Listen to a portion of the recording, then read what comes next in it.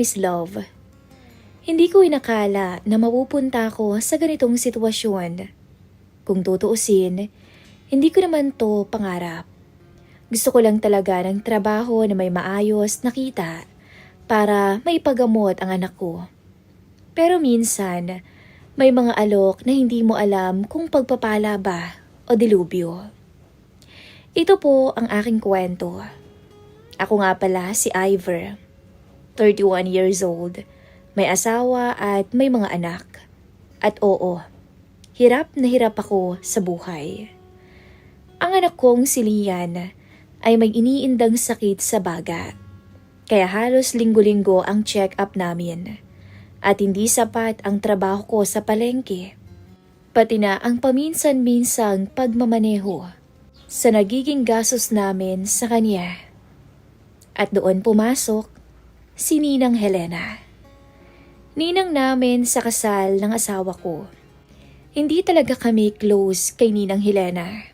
Malayong kamag-anak ito ng aking biyanang babae. Pero kilala naman siya sa buong bayan namin. Isang mayaman at eleganteng babae. Laging nakaperlas at mamahaling pabango. Byuda na. Matagal ng panahon na namatay ang asawa niyang negosyante. 50 na ito mahigit pero kung titignan mo, parang nasa early 40s pa. Napakaputi, makinis, laging maayos ang buhok at higit sa lahat, may aura ng babaeng sanay utusan ang lahat. Sanay utusan ang mundo, hindi ang mundo ang uutos sa kanya. Isang hapon noon, habang nakaupo ako sa waiting area ng private clinic, bigla ko siyang nakita. Papalabas siya ng consultation room, naka-white dress at may bit-bit na folder. Parang eksena sa pelikula. Napatingin siya sa akin at agad naman akong nagbaba ng tingin. Sino ba naman kasi ako para pansinin niya, hindi ba? Pero lumapit siya. Mukhang natandaan niya ako. Ivor. Napatingala ako. Ninang, magandang hapon po. Ang anak mo bang may sakit? Tanong niya habang tinitingnan si Lian na nakahiga sa kandungan ng asawa kong si Trina. Kumusta ka, Trina? Ang nanay mo, kumusta? Maayos naman po. Opo, ang anak ko po ang may sakit. Sagot ko naman. Tumango siya, pero may kung anong lalim sa tingin niya na para bang may binabasa sa akin. Nagtatrabaho ko ba ngayon sa palengke? Malaki bang sinasahod mo? Depende ho sa kita. Pero kulang na kulang po para sa check-up niya. Hindi ko alam kung bakit ko nasabi yon. Siguro dahil pagod na rin ako. Siguro dahil minsan, kahit lalaki ka, napipilitan ka ring aminin sa sarili mong hirap ka na. Tumango siya ulit, tsaka nagsalita ng pasimple. Pumunta ka sa bahay bukas, kailangan ko ng bagong driver. Marunong ka, hindi ba? Ganun lang yun. Para bang pinulot niya ako sa putikan. Tuwang-tuwa kami noon ng asawa ko. Sabi namin sa wakas, makakaahon na kami. Kinabukasan, naroon na agad ako sa malaking bahay niya sa subdivision. Nakapolo pa ako at nagpagupit. Para naman hindi nakakahiya. Pinatuloy ako ng maid. Pinaupo sa sala. Parang hotel yung loob. May malaking chandelier, mamahaling sofa, at puro frame photos ng mga travel nilang mag-asawa noong nabubuhay pa ito. Ilang minuto pa, bumaba si Ninang Helena. Naka-black silk robe. Simple pero ramdam mo ang yaman. Maaga ka. Sabi niya habang iniikot ang baso ng wine. Pasensya na po, Ninang. Sanay lang po. Umupo siya sa tapat ko, tsaka ako tiningnan ng diretsyo. Yung tipo na para kang hinuhubaran kahit hindi ka pa hinahawakan. Kailangan ko ng driver na maaasahan at hindi mag-iiwan ng problema. Sabi niya. Oo naman po, Ninang. Hindi naman po ako ganun. Good. Umangat ang sulok ng labi niya sa isang maliit pero makahulog ang ngiti. Lalakihan ko ang sahod mo, Ivor. Para akong nanlamig ng mga oras na yun. Talaga ho? Oo, pero tumingin siya sa gilid habang iniikot ang wine sa baso. Gusto ko ng loyalty. Yung tipong hindi ka aalis basta-basta kapag may iba pang nag-alok sa'yo. Hindi ho. Wala naman na pong ibang tatanggap sa akin. Tumingin siya ulit sa akin. This time, mas malamlam. Mas parang may gustong ipahiwatig. Ivor, tawag niya. Mas mabagal ang tono. Willing ka bang tumanggap ng dagdag? Kung may dagdag din akong hihingin. Naguluhan ako sa sinabi niya. Ano hong ibig niyo pong sabihin, Ninang?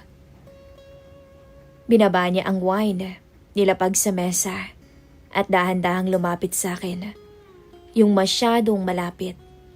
Umupo siya sa tabi ko, at doon ko naamoy ng malapitan ang pabango niya. Vanilla. At mamahalin. Mainit ang hininga niya nung magsalita siya. Matagal na akong mag-isa dito sa bahay na to, Ivor. At matagal na rin na walang nag-aalaga sa akin. Matagal nang walang kasakasama, lalo na sa kama. Naapalunok ako. Ninang, hindi kita pipilitin. Hinawakan niya ulit yung wine, tapos hinawakan niya yung braso ko. Magaan, pero ramdam ko ang panginginig ng dibdib ko. Pero gusto ko ng taong mas kaya kong pagkatiwalaan. Mas kaya kong lapitan at handang tulungan ako. Hindi ko alam kung ano ang sumagi sa isip ko. Ang anak ko, ang bayarin, ang asawa kong halos umiiyak gabi-gabi lalo sa kakaisip kung saan pa kami kukuha ng pera. At sa kabilang banda, ang init ng kamay ni Ninang Helena sa braso ko. Kung tatanggapin mo, bulong niya, dadagdagan ko pa ang sahod mo kada buwan. Parang may humatak sa loob ko. Parang may dalawang boses na nag-aaway, isang mali at isang desperado na. Tulungan mo rin ako sa paraan na kailangan ko. Dagdag pa niya. Hindi na niya kailangan ipaliwanag kung ano yon. Tumingin ako sa kanya. Mapula ang kanyang labi. Sa mga mata niyang may halong lungkot at pagnanasa. Sa katawang hindi mo aakalain na 50 taon na, pero mas maayos pa sa karamihan ng mga babaeng kakilala ko. Ninang, bulong ko, sigurado ho ba kayo? Siguradong sigurado, Ivor. Sagot niya habang papalapit ang mukha sa akin. At hindi ko hahayaang magsisika. Hindi ko alam kung ako ang lumapit o siya ang unang humalik. Basta naramdaman ko na lang ang init ng labi niya sa labi ko. Malambot at halatang sabik. At sa unang pagkakataon, nakalimutan ko ang problema ko. Ang pagod, kahit ang sarili kong asawa. Magaan niyang hinila ang kamay ko papunta sa bewang niya. At doon ko naramdaman ang pag-ikot ng mundo. 1, 2, 3 tibok, tapos wala na. Dinala niya ako sa guest room niya sa pinakalikod ng bahay. Tahimik doon at madilim, at masyadong delikado para sa isang lalaking tulad ko. Nung magsara ang pinto, hindi na kailangan ng salita. Ang alam ko lang, iyon ang araw na nagsimula ang lihim namin ni Ninang Helena. At hindi ko alam kung papunta ba ako sa kapahamakan o sa bagong buhay na hindi ko naman hinihingi. Hindi ako nakatulog ng maayos pagkatapos ng gabing yon. Hindi ko rin alam kung paano titignan ang sarili ko sa salamin. Para akong sinampal ng katotohanan. May nagawa akong hindi dapat. May tinawid akong linya na alam kong pwedeng sumira sa relasyon namin ng asawa ko. Pero sa kabila ng bigat sa dibdib, hindi ko rin kayang itanggi. May parte sa akin na hindi nagsisisi. May trabaho ako, may pera.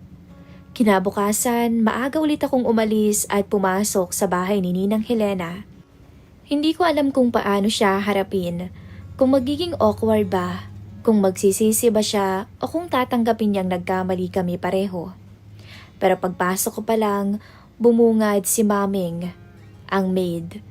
Nasa beranda po si Ma'am, sabi niya habang nag-aayos ng base. Huminga ako ng malalim. Lumakad papunta sa beranda na parang aakusahan ako ng kung sinong espiritu. Pagdating ko doon, nakita ko siyang nakaupo, nakasleeveless ng beige top at nakadikwatro ang mga binti. Habang nagkakape siya, para siyang businesswoman sa magazine. Pagtingin ko sa kanya, parang wala namang kakaiba. Parang wala namang nangyari kagabi. Pero paglingon niya sa akin, iba ang tingin na binigay niya. Tingin ng babaeng may lihim. "Good morning, Ivor." Sabi niya sabay ngiti na hindi ko matukoy kung nakakaaliw ba o nakakatakot. Good morning ho, Ninang." "Halika, umupo ka muna." Umupo ako sa silyang kaharap niya. Medyo naiilang pa rin ako. Hindi ko alam kung dapat ba akong mag-apologize o dapat bang magpanggap na normal lang lahat. Pero siya ang nauna. "Tungkol kagabi?" Sabi niya habang hawak ang tasa ng kape. "Ayoko ng drama, Ivor." Natigilan ako. "Ninang, pasensya na po. Hindi ko po." Tinaas niya ang kamay niya. Pinutol ang salita ko. "Wala kang kailangan i-explain. Wala rin akong pagsisisihan." Bumuntong hininga siya tsaka tumingin ng diretso sa akin. "I'm not a little girl. I know what I'm doing." At tingin ko, alam mo rin naman ang gusto ko.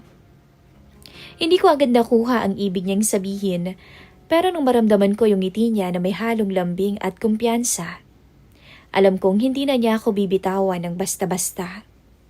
"Simula ngayon," dagdag niya, "dalawa ang posisyon mo sa bahay na ito." Natigilan ako bigla. "Dalawa po?" "Amo mo ko bilang driver." Pero tumigil siya, tsaka dahan-dahang tumagilid ng kaunti para mas makita pa ang mukha ko. "Kailangan din kita bilang isang lalaking pupuno ng pangangailangan ko. Naiintindihan mo ba, Ivor?" Parang sumikip ang dibdib ko. Hindi dahil sa hiya, dahil sa kung paano siya magsalita, sa kung paano niya sabihin. Hindi siya desperada, hindi siya nangaakit, hindi rin siya nakikiusap. Prangka siya, diretso, walang paligoy-ligoy. At doon ako higit na natatakot. Kasi ang babaeng ganito, kapag may gusto, nakukuha niya. "Ninang," bulong ko, "sigurado po kayong ayos lang to?" "Ayos lang," sagot niya. "As long as maingat tayo. As long as walang nakakakita." Tumayo siya, nilapag ang tasa at humarap sa akin ng buong buo. Para bang CEO na nagbibigay ng utos. "At as long as hindi mo ako iiwan, Ivor." May kung anong tumama sa dibdib ko. Hindi ko alam kung konsensya ba yun o responsibilidad. Opo, sagot ko na halos pabulong na. "Hindi ko kayo iiwan." Gumiti siya, pero iba ang ngiti na yun. Hindi kilig, hindi lambing. Mas parang assurance. Parang sinasabi niyang tama ang naging desisyon niya sa akin kagabi. "Good," sabi niya, "kasi marami pa tayong aayusin." Araw-araw, sinusundo ko si Ninang Helena. 20 minuto bago siya lumabas ng bahay. May assistant siyang nagbibigay ng schedule at reminders. Pero ang hindi alam ng iba, bago pa man kami umalis, kakatok muna ako sa pintuan ng maliit na study room sa second floor, kung saan niya ako pinapatawag. Kung saan kami nag-uusap ng hindi amo at driver. Kung saan minsan, hindi na salita ang nag-uusap sa amin. Hindi naman kami araw-araw, pero sapat para hindi ko makalimutan ang amoy ng pabango niya. Yung himig ng boses niya kapag malapit siya sa tenga ko. At kung paano niya ako tinitignan na para bang ako ang unang lalaking minahal niya mula nung mamatay ang asawa niya. Minsan iniisip ko, bakit ako? Bakit hindi yung mga negosyanteng nanliligaw sa kanya? Yung mga mayayamang nasa edad na niya o kaedad niya? Yung mga may kotse, may negosyo, may sariling bahay? Bakit ako na driver na walang pera? Hanggang isang gabi, habang hinahatid ko siya mula sa dinner meeting, Sumagot siya kahit hindi ko naman siya tinatanong. Alam mo, Ivor, sabi niya habang nasa likod siya ng kotse. Yung mga lalaki na kaedad ko, puro takot. Takot na mas marami akong pera sa kanila. Takot na baka hindi nila ako kayanin. Tumingin ako sa rear view. Hindi siya nakatingin sa akin, pero halatang malalim ang iniisip niya. Pero ikaw? Pagpapatuloy niya. Wala kang pakialam kung mas mataas ang estado ko. Hindi mo ako tinatrato ng trophy. Hindi mo rin ako tinatratong charity. Napatingin siya sa salamin. Saktong nagtagpo ang mga mata namin. Kaya naman ikaw ang pinili ko. Parang may humatak sa puso ko. Hindi to pag-ibig. Marunong akong kumilala ng pag-ibig at hindi to yun. Ito, koneksyon, lihim, pangangailangan, at delikadong pagkapit sa isa't isa. Isang gabi na hindi ko inaasahan. Pagdating namin sa bahay, pinark ko yung kotse. Akala ko tapos na ang araw, pero bigla niyang binuksan ang pinto. Tumayo sa tabi ko at sinabing, may kailangan tayong pag-usapan ngayon. Sumunod ako papasok. Pagpasok sa loob, tumigil siya sa hallway at humarap sa akin. Gusto ko ng mas malinaw pa na kasunduan. Kinabahan ako. Ano hong klaseng kasunduan? Humarap siya ng malapitan. Malambot ang boses pero matigas ang pananaw. Wala kang sasabihin sa asawa mo. Nakatitig siya sa akin. Wala kang sasabihin kahit kanino. Isa pang titig. At hindi ka lalayo sa akin hanggat hindi ko sinasabi. Nanlamig ang batok ko. Para akong nahuli sa bitag na hindi ko nakita. Pero kapalit? Sabi niya, dahan-dahang hinahawakan ng pisngi ko. Ibibigay ko sa iyo ang lahat ng kailangan mo. Pati na rin ang anak mo. Ng buong pamilya mo. Kilala mo ko, Ivor. Kaya kong gawin yan. Napalunok ako. Hindi ko alam kung dapat ba akong matuwa o matakot. Opo, Ninang. Sagot ko. Susundin ko po kayo. Ngumiti siya. Sa unang beses na may halong lambing, hindi kontrol. Good. At doon niya ako hinalikan ulit sa labi. Mas mabagal. Mas may halong pagmamay-ari. At doon ko na-realize ang totoo. Hindi lang pera ang inaalok niya. Hindi lang katawan ko ang hinihingi niya. Gusto niya ako. Buong buo. Mula sa halik na punta kami sa kwarto niya. Doon ko unang nakita yung silid niya. Napakalaki. Napakaaliwalas. Halatang mayaman ang nakatira. Isang sopistikadang babae. At doon, isa-isa kong kinalas ang lahat sa kanya ng walang pag-aalinlangan. Hanggang sa muling naglapat ang labi naming dalawa. At kapalit ng pera, sinisigaw niya ang pangalan ko. Isang sigaw na hindi ko makakalimutan dahil tila dinadala ko siya sa lugar na ngayon niya lamang muli natagpuan. Hindi ko alam kung paano ko kinaya ang mga sumunod na linggo, Miss Love. Para akong may dalawang buhay. Isa sa bahay namin kasama ang asawa kong si Trina at ang mga anak ko. At isa sa malaking bahay ni Ninang Helena kung saan ako hindi lang driver, kundi lalaki rin niya. At habang tumatagal, nararamdaman kong dumidikit ako sa mundong hindi naman dapat akin. O baka mas tama sigurong sabihin, nilalapit niya ako. At unti-unti, hindi ko na alam kung paano aalis. Isang hapon, pauwi na kami mula sa grocery run niya. Tahimik sa loob ng kotse. Siya nakatingin sa bintana habang iniikot-ikot ang singsing na nasa daliri niya. Yung wedding ring na hindi pa rin niya inaalis kahit ilang taon nang patay ang asawa niya. Ako naman, pilit nag-iisip kung paano ko ba iaayos ang lahat nang hindi siya napipikon. Kung paano ko ba sasabihin sa kanya ang laman ng isip ko. Kasi lately, parang lumalalim yung pagkakakapit niya sa akin. Ivor, tawag niya nang hindi tumitingin. Bakit tila tahimik ka ngayon? Wala po, Ninang. Napagod lang siguro. Hindi niya tinanggap ang sagot ko. You're lying. Diretso, walang emosyon. Napabuntong hininga ko. Iniisip ko lang ho. Baka hindi na to tama. Iniisip ko lamang kayo. Ang dangal nyo. Ang dignidad nyo bilang babae. Lumipat ang tingin niya sa akin sa rearview mirror. To my surprise, hindi siya nagalit. Hindi rin siya nagsungit. Tumango lang siya. Mabigat pero kalmado siya. Kahit ako, Ivor, alam kong mali. Nagulat ako sa honesty niya. Pero hindi ibig sabihin nun, titigil tayo. Dagdag pa niya. Pinilit kong ngumiti. Hirap man. Hindi po ba kayo natatakot? Natakot ako noon. Sagot niya. Nung namatay ang asawa ko, pakiramdam ko wala nang halaga ang buhay ko. Ang yaman, bahay, negosyo. Wala namang silbi kung wala naman akong kasama at katuwang. Lalo na sa gabi.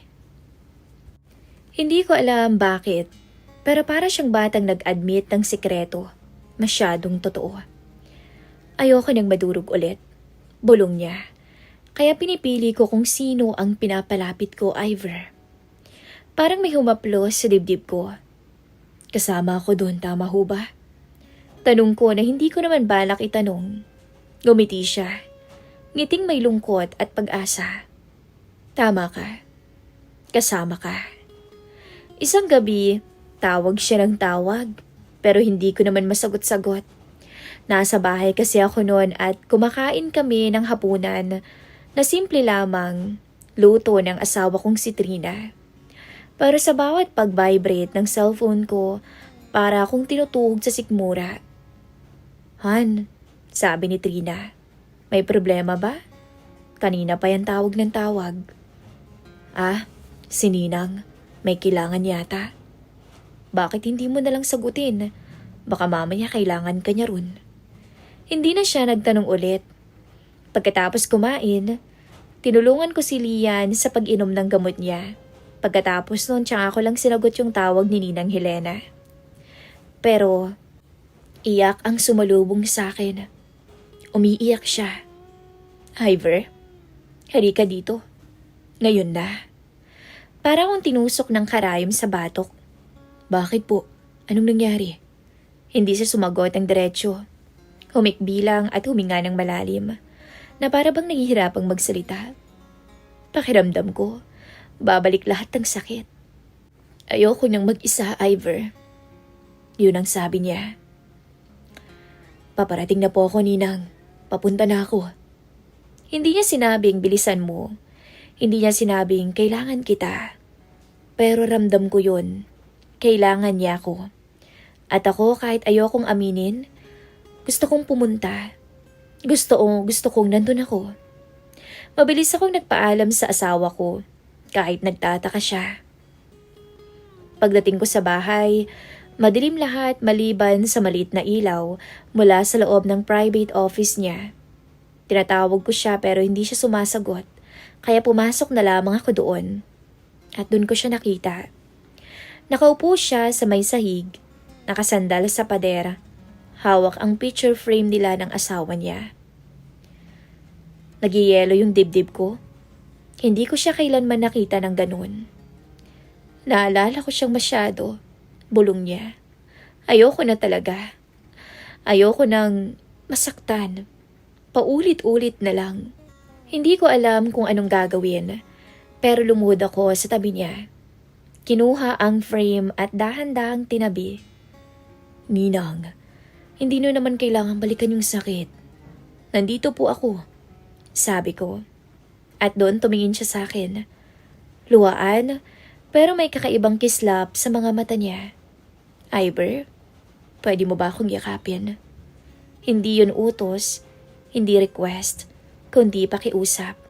Hinila ko siya papalapit. Ramdam ko ang lamig ng balat niya, ang bilis ng paghinga niya, at ang bigat ng lahat ng iniipon niyang damdamin sa loob ng ilang taon. At unti-unti, humigpit ang yakap niya sa akin. At bago ko pa napigilan ang sarili ko, Hinawakan niya ang mukha ko at hinalikan ako. Hindi tulad ng dati na puno ng pagnanasa. Ito, puno ng sakit, puno ng takot, puno ng paghahanap ng init na matagal niya nang hindi nararamdaman. Ivor, bulong niya habang hinahawakan ang likod ng batok ko. Ayokong mag-isa ngayong gabi. At kahit alam kong delikado, kahit alam kong mali, hindi ako umatras. Hindi ako umalis. Doon mismo, sa sahig ng office niya, nangyari ang isang bagay na mas malalim kaysa sa mga una. Hindi ito basta katawan lang. Hindi ito basta kasunduan. Hindi ito dagdag na sahod. Ito yung klase ng pagsuko na hindi mo na maibabalik. Nagawa namin ang dapat hindi mangyari habang umiiyak siya. At ako naman, tahimik lang, hinahayaan ko ang sarili kong madala ng damdamin. At pagkatapos, nakatulog siya. Doon ko nakita ang babaeng hindi nakikita ng mundo. Ang babaeng hindi sopistikada, hindi sosyal, hindi nangungontrol, kundi babaeng durog na durog sa loob, takot na takot. At ako ang pinili niyang sandalan. Pag-uwi ko, madaling araw na, tahimik na ang bahay. Nasa sala na si Trina, nakatulog habang hinihintay ako. Napatingin ako sa asawa ko, sa babaeng hindi ko kailanman sinaktan. At doon ako nakaramdam ng bigat. May ginagawa akong mali sa lahat ng paraan. Pero bakit hindi ko rin naman siya magawang maiwan? Bakit parang kahit mali, hinahanap ko rin naman ni si Helena? At bakit hindi ko kayang tanggihan ang mga mata niyang punong-puno ng pakiusap at pagkapit? Pumasok ako sa kwarto para tingnan ang mga anak ko. Humiga ako sa tabi nila. Para sa inyo lahat to, bulong ko. Pero habang sinasabi ko yun, hindi ko alam kung sino ba ang niloloko ko. Ang asawa ko ba o ang sarili ko? Makalipas ang ilang araw, sinabi niya sa akin na, Ivor, kung gusto mong magpatuloy sa trabaho mo rito, open ka. Hindi siya humiling, hindi rin siya nakiusap. Hindi niya rin ako pinilit. Pero yung ngiti niya, yung tipong hindi ko maalis sa isip ko. Yung tipong babae na kay tagal nang nag-iisa sa buhay, sa bahay na sobrang laki, at ngayon lang ulit may nakasama. Kaya bumalik ako, hindi dahil sa pera, pero dahil may nabuo sa pagitan namin na hindi ko maipaliwanag. Naging mas madalas ang pagsasama namin. Kung dati boss, driver ang tingin ko, ngayon naging magaan na. Nagkakape na kami ng sabay tuwing umaga. Minsan nagbabanding kami sa beranda na para bang magkaedad lamang kaming dalawa. At isang gabi, habang sabay kaming naglalakad sa hardin, bigla niyang sinabi, Alam mo, Ivor, na-realize ko, ang sarap pala talaga ng may kasama, ng may inaasahan. Ngumiti ako, pero sa loob ko may kumirot. Hindi dahil ayaw ko, kundi dahil may bahagi ng sarili ko na natatakot. Natatakot na tumawid sa linya. Dahil kahit anong gawin ko, may pamilya pa rin akong naghihintay sa akin. Pero bawat araw na kasama ko si Helena, mas umaabot kami sa lugar na hindi ko inaasahan. Malambing, masaya, tahimik, at minsan napakalapit. Isang hapon, sinamahan ko siya sa charity event. Nakagaon siya noon. Simple lang pero napaka-elegante. At sa harap ng maraming tao, niyaya niyang tumabi ako sa kanya. Hawak niya ang kamay ko. Huwag kang mahiya, Ivor. Nandito ka para sa akin. Bulong niya. Una, naiilang ako. Pero nang ngumiti siya, parang nawala lahat ng duda ko. Para kaming dalawang taong nagpapanggap na walang hadlang, edad, estado, pangalan. Pag-uwi namin, hindi siya nagsasalita. Niyakap niya lang ako ng mahigpit habang nakaupo kami sa sala. Alam mo, Ivor, ang tagal-tagal ko nang hindi sumaya ng ganito. Hindi ko alam kung anong sasabihin, kaya nilakap ko na lamang din siya pabalik. Sumunod na linggo, mas naging totoo ang lahat. Hindi na bawal tingnan siya sa mata. Hindi na awkward ang paghawak ko sa kanya. Hindi na kami nagtatago sa likod ng pinto.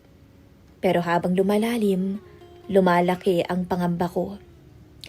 Isang gabi, kasama ko ang mga anak ko at ang asawa ko. Nagdala ko ng vitamins at pagkain. Masaya silang naglalaro, nagtatawanan. Hanggang sa nakatanggap ako ng mensahe. Ingat ka pa uwi ha? Namiss kita kaagad.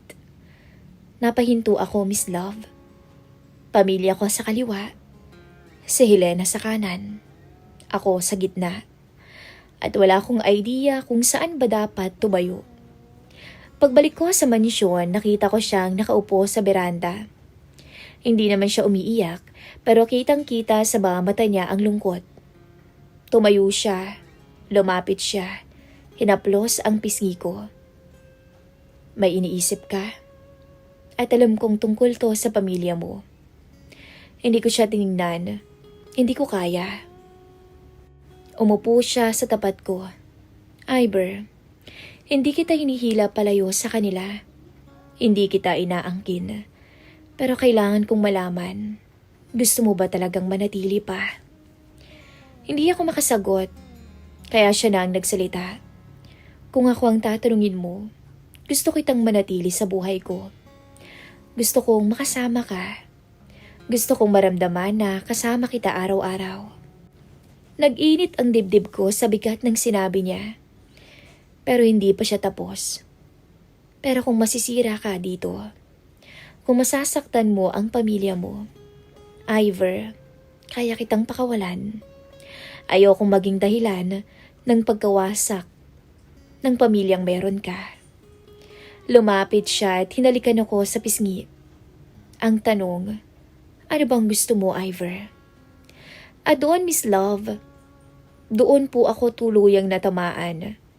Hindi dahil sa takot, hindi sa hiya, kundi dahil sa totoo niyang pagmamahal, kahit hindi niya sabihin ng direkta. Kinabukasan, parang walang nagbago sa amin. Nag-almusal pa rin kami, nagbibiro pa rin siya. Tinawag pa nga niya akong mahal nang hindi sinasadya. Tapos natawa kaming dalawa. Pero sa loob-loob ko, may desisyon akong kailangang harapin. Hindi ko siya masagot kahapon. Kaya ngayon, habang mag-isa ako sa kwarto ko, sa servant quarter, sinusulat ko to bilang huling tanong sa sarili ko. At sana'y matulungan niyo ko. Miss Love, eto talaga yung bumabagabag sa akin. Itutuloy ko pa ba to? Ang relasyon namin na kahit bawal, nagbibigay sa kanya ng saya. Ang relasyon na kahit komplikado, nagbibigay sa akin at sa pamilya ko ng kapayapaan. Ang relasyon na alam kong mali sa mata ng Panginoon. O ako na mismo ang lalayo para hindi masira ang pamilya ko, para hindi masunog ang konsensya ko, para hindi kami mahulog sa hinaharap na hindi naman namin kayang hawakan. Sa totoo lang, hindi ko alam ang sagot, Miss Love. Mahal ko si Helena sa paraan na hindi ko inaasahan. Pero mahal ko rin ang pamilya ko. At ngayon, Miss Love, nakatingin ako sa pinto ng kwarto ko. Iniisip kung papasok pa ba ako sa buhay niya bukas. O ito na ang huling araw ko sa mansyon. Kaya ito ang tanong ko sa inyong lahat. Itutuloy ko pa ba? O panahon na para ako mismo ang lumayo? Maraming salamat po sa mga magbibigay ng payo sa akin. At maraming salamat, Miss Love, sa pag-share po ng aking istorya.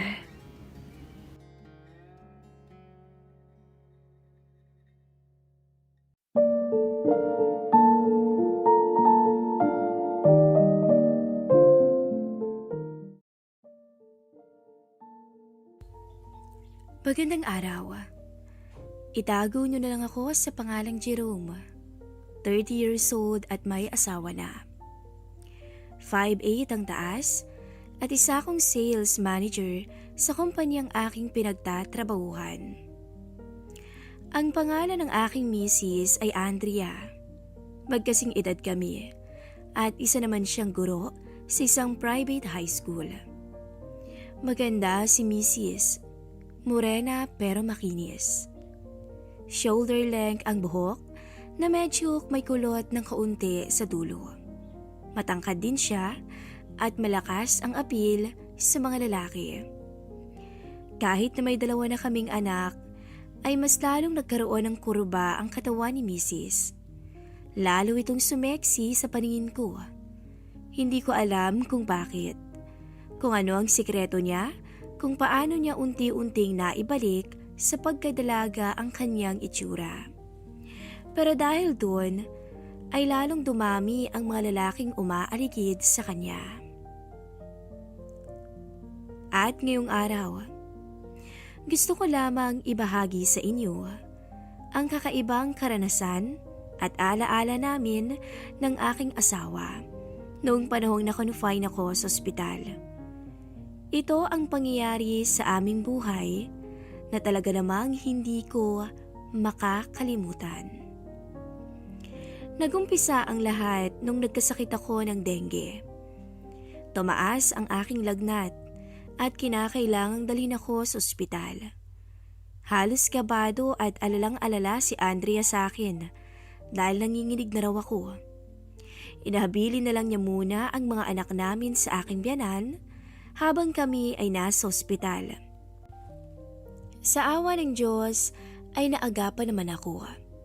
Pero ang sabi ng doktor sa akin ay kailangan ko munang magpahinga sa ospital sa loob ng 1 linggo para masuri pa ako kung mayroon mang pagbabago. Kaya yun nga ang nangyari. Nagtagal pa ako ng 1 week sa ospital. Wala naman akong naging problema sa aking pamamalagi. Kumuha kami ng private room para makapagpahinga ako ng walang abala. Samantala ay nag-file ng leave pansamantala si Andrea sa kanyang trabaho para mabantayan ako. Kaya kasama ko ang aking asawa sa ospital habang nagpaparecover ako at inaantay ang muling panunumbalik ng aking lakas at sigla. Pero may napansin lang akong isang bagay habang ako ay nasa ospital. Yun ay ang 2 nurse na lalaki na nagbabantay sa akin. Mga gwapo at may appeal ang mga to. Wala naman silang ginagawang masama sa akin. Pero ang napansin ko lang ay panay ang sulyap nila kay Mrs. sa tuwing dadating sila sa loob ng room ko para kumuha ng mga vital signs o magbigay ng gamot. Hindi ko naman sila masisisi dahil maganda naman talaga ang aking asawa. Morena at makinis ang kutis, maganda talaga si Mrs. At nariyan pa ang maamo niyang muka. Isama mo pa rito na palagi siyang nakangiti na nagbibigay impresyon sa mga tao.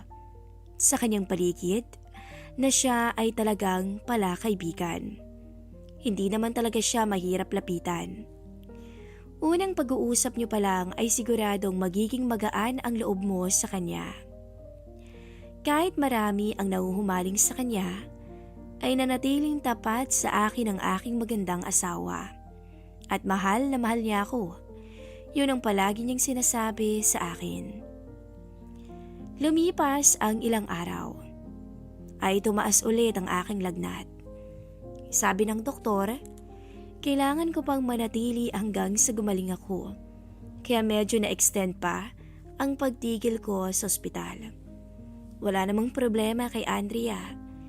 Sinabi niyang ayos lang para mas maasikaso niya ako at masaya siya sa ginagawa niya.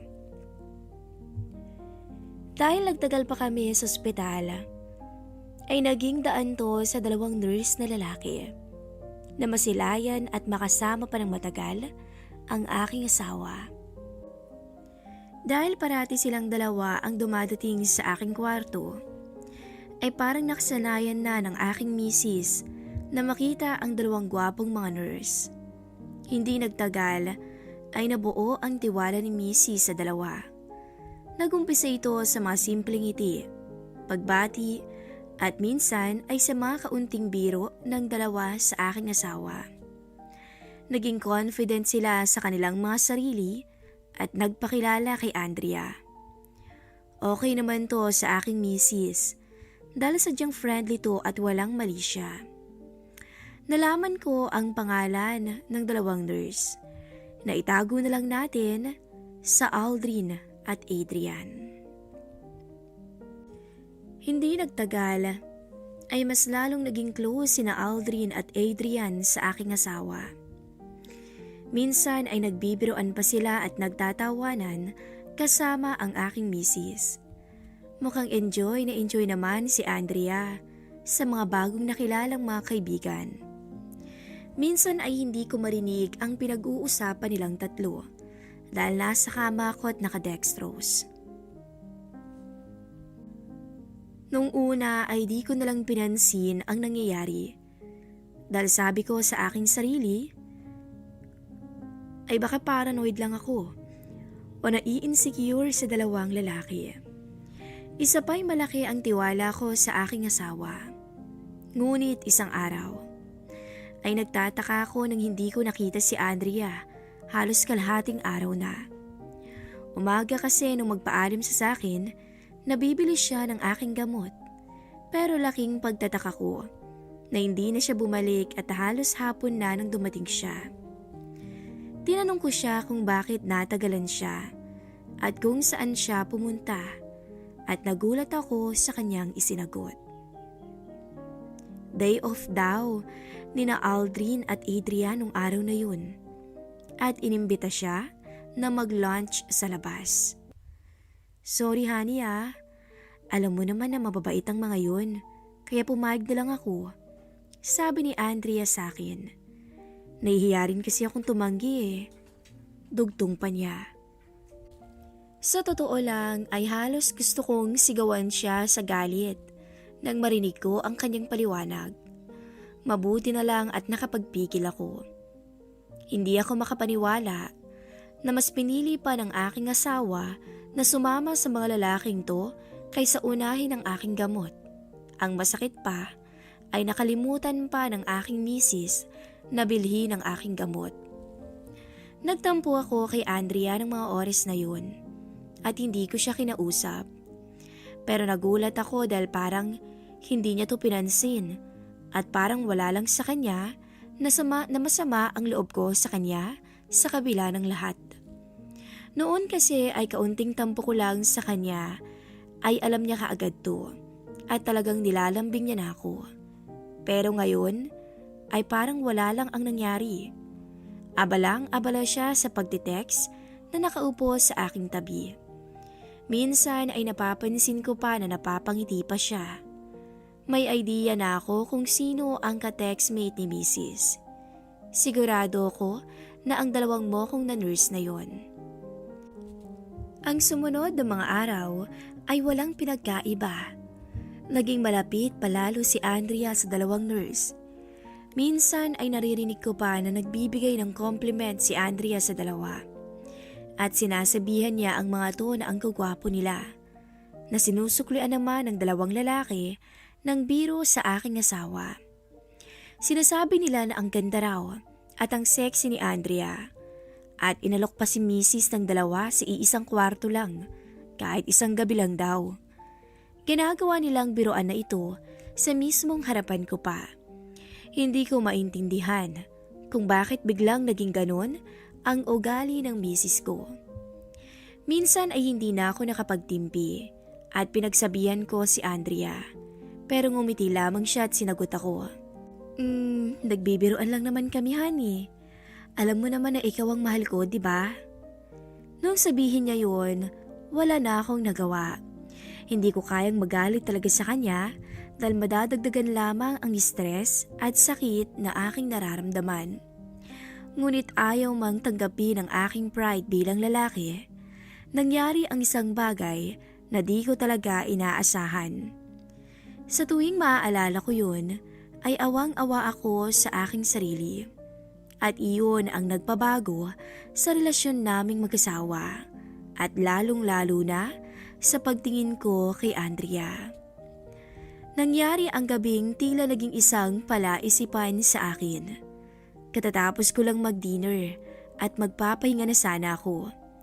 Si Andrea naman ay abala sa pagligpit ng aking pinagkainan. Biglang dumating si Aldrin sa aking silid. Nag-usap sila ni Mrs. Dahil medyo malayo ako sa kanila at mahina ang kanilang mga boses, ay hindi ko marinig ang kanilang pinag-uusapan. Narinig ko lang ang huling sinabi ni Aldrin na, "Sige mamaya," na sinagot naman ang aking misis ng, "Okay." Nung makaalis na ang lalaki, ay tinanong ko kay Andrea kung anong pinag-uusapan nila. Medyo nagulat ako sa kanyang sinagot. "Ha? Wala yun Han, tungkol lang sa gamot mo." Sagot ni misis sa akin at itinuloy ang kanyang ginagawa na pagligpit. Hindi ko na lang din pinansin yun at nagpahinga na lamang ako. Ilang saglit pa ay nagpaalam sa akin si Andrea. "Han, aalis muna ako Pagpapaalam niya. "Saan ka pupuntahan?" Tanong ko naman sa kanya. "Doon lang sa may kantin, may bibilin lang. Sandali lang ako, okay?" Sagot niya sa akin. Sa huli, hindi ko na siya pinigilan. Dali-dali siyang umalis na para bang may hinahabol na oras. Ilang saglit pa ay bumukas ang pintuan. Akala ko ay si Andrea nang dumating, ngunit hindi pala. Nang aking tingnan ay si Adrian pala ang pumasok. May daladalang tray ng mga gamot. "Oh, ikaw lang ba ngayon sir? Nasaan si Mrs.?" Tanong ni Adrian sa akin at inilagay ang tray sa mesa na nasa tabi ko. Umalis may binili." Sagot ko naman. "Ganun ba?" Sabi ni Adrian nang umiti. Kinuha niyang isang injection at ini-inject niya to sa isang tubo na matatagpuan sa aking dextrose at sinimulang ilipat ang gamot sa loob ng tube. "Para sa ano ba yan?" Tanong ko sa kanya. Wala. Wala ito. Antibiotics lang." Maikling sagot niya sa akin. Pagkatapos noon ay dali-dali niyang iniligpit ang mga gamit at umalis na rin.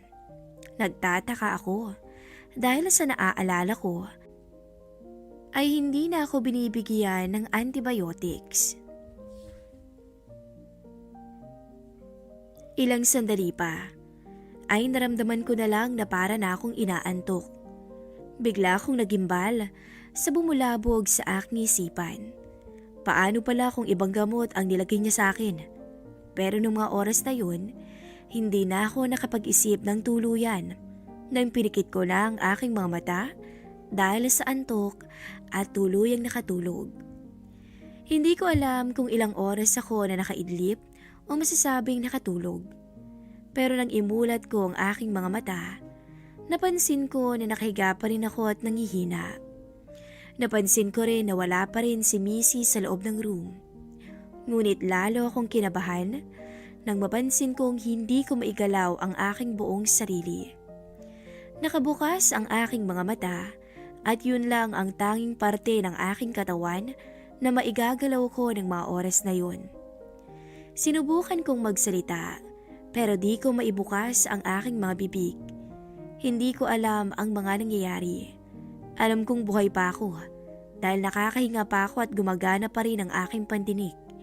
Yun nga lang ay di ko talaga maigalaw ang aking katawan. Bigla akong nakaramdam ng takot. Paano kung nakoma ako? Paano kung naparilasa na ang buo kong katawan habang buhay? Doon ko naalala si Adrian at ang misteryosong gamot na iniligay niya sa aking dextrose na hindi ko maiwasang tanungin sa isipan ko kung ano talaga yung nilagay niya. At bigla-bigla na lamang akong nagkaganoon. Buisit. Gago talagang nurse na yun. Anong ginawa niya sa akin? Nasaan na si Andrea? Nasaan na ang asawa ko? Tanong ko sa aking sarili. Ilang sandali pa ay narinig ko na bumukas ang pinto. May mga yapak ng mga paa kong naririnig na papalapit sa akin. At pagkatapos ay may narinig akong nagsalita. Okay lang ba siya? Laking pasasalamat ko nang marinig ko ang pamilyar na boses ng aking asawa. Huwag kang mag-alala, okay lang yan. Heto, ayusin natin para makaupo siya. Rinig ko ang isa pang boses na nagsalita. Kilala ko agad kung sino yun. Ang boses na yun ay kay Aldrin. Napansin ko na lang na may humawak sa akin. At pagkatapos ay pinilit akong pinaupo sa kama. Ang aking likuran ay nakasandal sa headboard. At dahil nakaupo na ako, ay doon ko nakita kung sino ang mga tao na kasama ni Andrea sa loob ng room. Walang iba kundi sina Adrian at Aldrin. Sila rin ang tumulong sa akin para makaupo. Nakatayo silang tatlo sa gilid ng kama ko. Sa sandaling yun, ay gusto kong sumigaw para malaman ni Andrea kung sino ang may gawa nito sa akin. Pero nakalimutan ko na tanging mga mata ko lamang at tenga ang gumagana. Nakabukas ang aking mga mata at alam ko na nakikita yon ni Andrea. Diyos ko, nakamulat pa talagang mata ng asawa ko. Sambit ni Andrea. Siyempre, gising na gising yan. Nakikita at naririnig niya ang lahat ng nasa kanyang paligid. Hindi lang talaga siya makagalaw. Pagpapaliwanag ni Aldrin. Sigurado ka ba talaga na walang masamang mangyayari sa kanya? Tanong ni Andrea. Wala, sigurado yun. Ilang sandali lang, mawawala ng epekto ng gamot na nilagay ko sa kanya. Sagot ni Aldrin na nakangiti. Hindi ko maintindihan kung ano ang ibig sabihin ng aking mga naririnig. Nagtataka ako dahil parang may alam si Andrea sa lahat ng yun. Pero ang sumunod na kaganapan ang mas lalo kong kinagulat. At dahil dun ay parang sasabog ang aking puso. Ang galing naman, gising siya at malalaman niyang lahat pero di siya makakilos. Sabi pa ni Andrea na tumatawa at humarap kay Aldrin. Halika na nga rito. Sagot ni Aldrin at niyakap ang aking asawa, kasabay ng isang hindi kapani-paniwalang halik. Gulat na gulat ako sa aking nasasaksihan sa aking harapan. Hindi ako makapaniwala sa kataksilan ni Mrs. Mas lalong di ako makapaniwala na kasabwat pala siya ng dalawa. Gulong-gulo ang aking isipan. Gusto kong umalis ng mas sandaling yun pero wala akong magawa dahil di ako makakilos. Ang tanging magagawa ko na lamang ay saksihan ang tila bangungot sa buhay ko. Hanggang tuluyang lumapit na rin si Adrian sa aking misis. Halos maiyak ako ng mga oras na yun. Hindi ako makapaniwala na pumayag ang misis ko na magpakasasa ang dalawang mokong na yun sa kanya. Sorry pare hiramin muna namin ang asawa mo. Sabi ni Aldrin sabay na palingon din si misis sa akin na nakasandal sa pader ng mga oras na yun habang kayakap ang isa sa kanila. Sorry Hana, ang gagwapo kasi sambit ni Andrea. Hindi talaga ako makapaniwala sa aking narinig. Hindi ko alam kung nasa tamang wisyo pa rin ba si Mrs. para masabi niya ang bagay na yun. At ilang sandali pa ay nasaksihan ko na ang pinakamasakit na yugto ng buhay ko.